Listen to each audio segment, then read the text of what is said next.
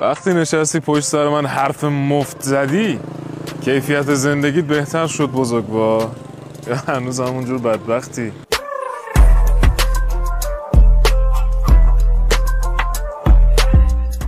در مورد جاهایی که به دردتون خوردیم هم غیبت کنید. یکم انصاف داشته باشید. جایی که میخواین خودتون رو شیرین کنید ما رو خراب نکنید. این آدمی که الان همه جا میشینی بعدشو میگی همه میدونن، خودت هم خوب میدونی که واسه تو بد نبوده. هنوزم درد و دلایی که پیشم کردی جاشون امنه. با خیال راحت به دشمنی ادامه بده.